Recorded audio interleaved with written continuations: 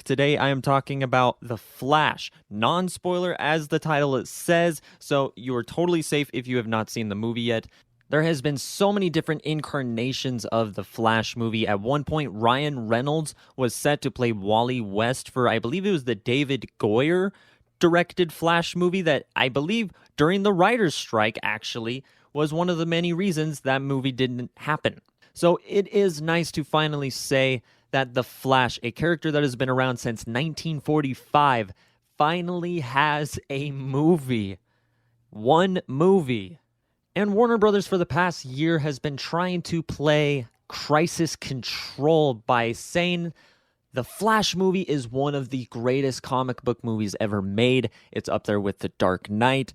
And obviously, there's been a lot of stuff going around and going on with the movie's main star, Ezra Miller. Now, I have liked Ezra Miller since the first time we've seen him in Joss Whedon's Justice League. I thought he did a decent job in that movie. And then when we saw him again in Zack Snyder's Justice League, I liked his performance even more, a hell of a lot more in that movie. And here in this movie, he gives two very distinct, very different personalities and performances, and he crushes it absolutely. In fact, the entire cast does an amazing job. You got Michael Keaton coming back in the role as Batman like he did not miss a beat. In fact, he's never been better. The same could be said for Ben Affleck as Batman. I feel like this movie really gave him a good time to shine, even though he's not in it a ton, and you can kind of guess that from the trailers. But by the end of the movie, you are still feeling his presence and his impact. The score was great. Some of the cinematography and the effects of running has never been done before, and the way they used Barry entering the Speed Force was brilliant.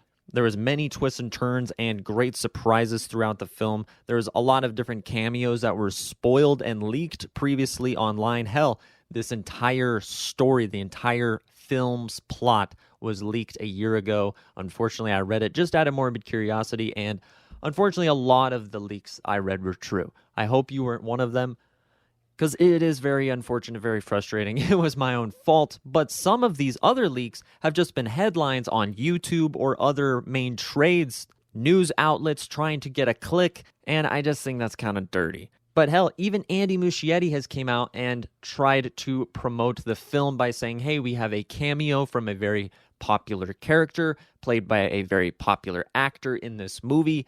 And while some of those moments do feel absolutely earned and they are great to see, I do think that some of the CGI, with just how much they're trying to do in this movie, does take a bit of a hit when you're just trying to do so many things that have never been done before. Like the cloning technology they used to have two Barry Allens on screen at the same time. This is revolutionary technology that they used for this movie, and it had only been used once or twice before. And I wish they hadn't made this movie their test subject. Sometimes it looks amazing, sometimes it doesn't. And I think overall, throughout the entire movie, you can kind of say that about the CGI.